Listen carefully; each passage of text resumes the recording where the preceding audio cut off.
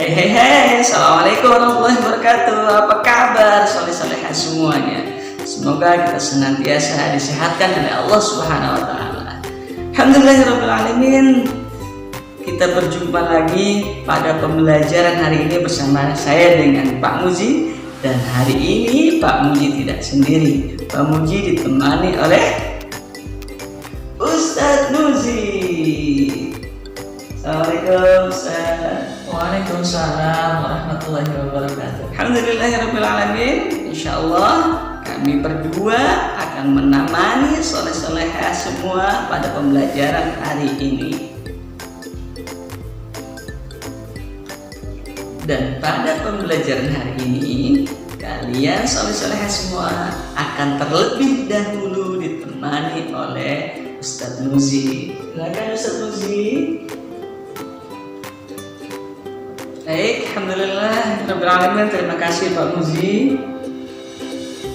Kita akan mulai pembelajaran pada hari ini.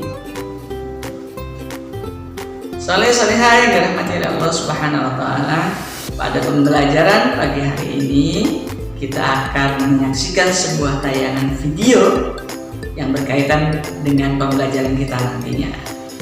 Tolong disimak, selamat menyaksikan.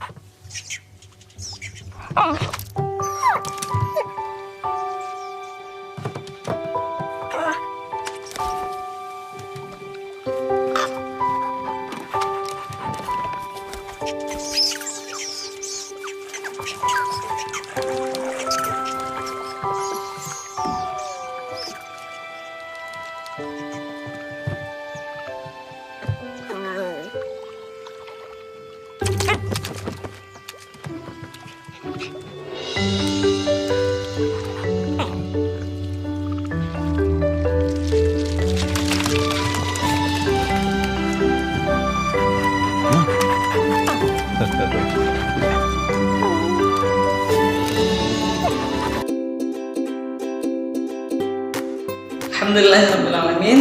Tadi kita sudah menyaksikan tayangan video tentang indahnya berbagi, saling tolong menolong kepada sesama.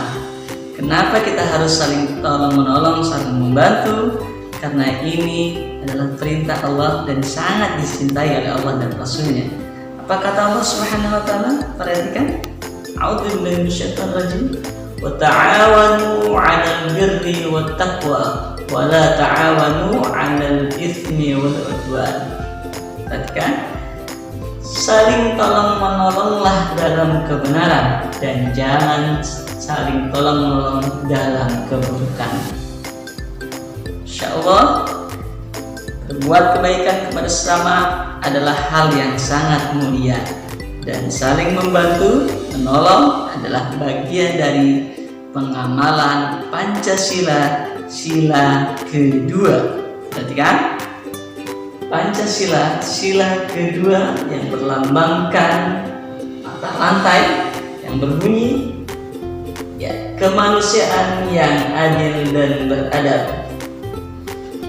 Tolong menolong tidak hanya sebagai pengamalan Pancasila sila kedua, tetapi ada banyak hal yang bisa kita lakukan dalam rangka pengamalan Pancasila sila kedua. Perhatikan contoh yang lainnya. Dan inilah contoh-contoh pengamalan Pancasila sila kedua. Yang pertama, perhatikan. Ya, menjenguk orang sakit. Apalagi contoh yang lain? Ya, menjaga kebersihan. Perhatikan. Iya, tidak membuang sampah sembarangan. Yang terakhir, menolong orang yang membutuhkan. Demikian adalah contoh-contoh pengamalan Pancasila sila kedua. Baik, terima kasih Ustaz Muji tadi telah menyampaikan tentang bagaimana sikap kita kepada sesama untuk senantiasa saling menolong, saling membantu, karena itu adalah merupakan pengamalan Pancasila sila kedua dan merupakan perintah dari Allah Subhanahu wa Ta'ala. Baik, berbicara tentang pertumbuhan dan perkembangan, Pak Muji menyatakan ini kepada soleh-solehat semuanya. Perhatikan, yang pertama, benda apa yang dapat tumbuh tapi tidak berkembang? Dan yang kedua, benda apa yang hanya bisa berkembang tapi tidak bisa tumbuh? Mau tahu jawabannya? Nanti Pak Muji akan sampaikan di season terakhir setelah pembelajaran ini tentang pertumbuhan dan perkembangan. Saleh-salehan yang dirahmati Allah Subhanahu wa Ta'ala, agar kita manusia dapat tumbuh dan berkembang dengan baik, maka kita perlu mengkonsumsi makanan-makanan yang sehat dan bergizi. Kenapa? Kata Allah Subhanahu wa Ta'ala, perhatikan. A'udzu billahi minasyaitonir rajim. Wa kulu mimma razaqakumullahu halalan thayyiban. Wattaqullaha alladzi antum bihi mu'minun. Dan makanlah makanan yang halal dan baik dari apa yang telah Allah rizkikan kepadamu, dan bertakwalah kepada Allah yang kamu beriman kepadanya. Itulah dalil yang memerintahkan kita untuk senantiasa mengkonsumsi makanan yang halal dan baik atau makanan-makanan yang bergizi. Apakah makanan yang bergizi itu? Makanan bergizi adalah makanan yang mengandung zat-zat yang dibutuhkan oleh tubuh kita. Seperti apakah makanan-makanan yang bergizi itu? Kita simak penjelasan berikut ini. Jenis makanan bergizi yang pertama adalah makanan yang mengandung, perhatikan, satu, mengandung karbohidrat. Apa fungsi karbohidrat? Karbohidrat berfungsi sebagai zat penghasil energi atau yang membuat tenaga di dalam tubuh kita, sehingga kita dapat beraktivitas dengan kuat. Itulah makanan yang mengandung karbohidrat. Terdapat pada apakah makanan yang mengandung karbohidrat? Seperti pada nasi, kemudian ada pada jagung, kentang, dan masih ada beberapa makanan lainnya yang mengandung karbohidrat. Jenis makanan bergizi yang lainnya adalah makanan yang mengandung protein. Protein adalah zat makanan yang berfungsi sebagai pengganti sel-sel yang rusak di dalam tubuh. Dan protein itu didapati dari dua jenis. Pertama dari protein hewani, dan yang kedua dari protein nabati. Protein hewani berasal dari hewan.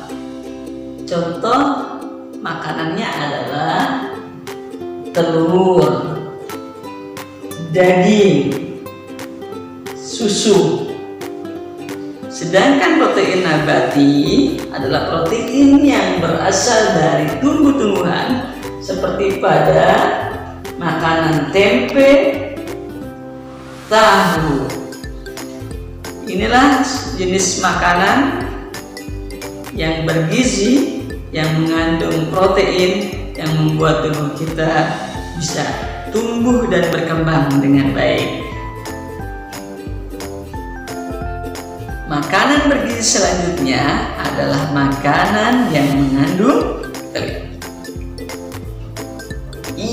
lemak. Lemak dapat berfungsi sebagai sumber energi cadangan. Nah, sumber energi cadangan pada tubuh kita.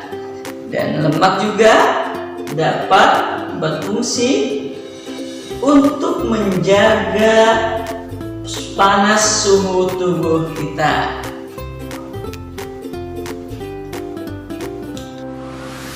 Dan makanan bergizi yang terakhir adalah makanan yang mengandung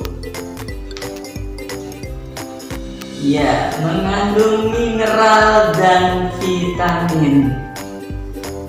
Mineral dan vitamin berfungsi sebagai zat pembangun dan zat yang mengatur kesehatan tubuh kita. Terdapat pada makanan manakah vitamin dan mineral? Ternyata banyak terdapat di sayur-sayuran dan buah-buahan. Demikian adalah contoh zat-zat makanan yang diperlukan untuk tubuh kita sehingga kita dapat tumbuh dan berkembang dengan baik. Soleh-solehah yang dirahmati Allah, alhamdulillah, setelah tadi kita mempelajari tentang makanan-makanan yang bergizi, semoga Allah memberikan kita rezeki kepahaman sehingga kita bisa memahami pelajaran-pelajaran tadi yang disampaikan. Oh iya, berbicara tentang makanan bergizi, yakni buah-buahan dan sayur-sayuran, Pak Muji punya soal cerita buat soleh-solehah semuanya. Tapi soal cerita ini nanti akan dipandu oleh Ustadz Muji. Silakan Ustadz Muji untuk memandunya. Baik, terima kasih Pak Muji atas kesempatan yang diberikan kepada saya. Dan alhamdulillah masih bersama Ustadz Muji, soleh-solehah semuanya. Kali ini Ustadz Muji ingin memberikan soal cerita. Penasaran kan bagaimana soalnya? Perhatikan soal berikut ini. Ahmad memiliki buah apel sebanyak 8.967. Ali memiliki buah apel sebanyak 3.624. Pertanyaannya, berapa selisih jumlah apel yang dimiliki Ahmad dan Ali? Bagaimana teman-teman? Bisakah kita untuk menyelesaikan soal cerita tersebut? Kalau tidak, Om Uci akan bantu bagaimana cara menghitung pada soal berikut ini. Yang pertama yang akan kita lakukan dalam menghitung soal cerita yang tadi Ustadz Muji sampaikan adalah menyusun terlebih dahulu angka bilangan tersebut sesuai dengan nilai tempat bilangannya. Perhatikan. Ya, 8.967 dikurang 3.624. Perhatikan, sesuaikan nilai tempat bilangannya, kemudian kita mulai menghitung dari angka yang bernilai satuan terlebih dahulu. Pertama, 7 dikurang 4 sama dengan 3. Selanjutnya 6 dikurang 2, 4. Kemudian 9 dikurang 6, 3. Dan terakhir 8 dikurang 3 berapa anak soleh? 5. Jadi hasil selisihnya adalah 5.343. Bagaimana? Mudahkan soleh-soleha semuanya dalam belajar menghitung? Insyaallah kita semua mudah-mudahan senantiasa diberikan rezeki kepahaman oleh Allah Subhanahu wa taala dalam melakukan sebuah pembelajaran. Alhamdulillahirabbil alamin, soleh-soleha semuanya. Pembelajaran kita hari ini sudah selesai. Semoga Allah Subhanahu wa taala memberikan kemudahan, kelancaran kepada kita untuk memahami setiap pelajaran yang telah disampaikan tadi.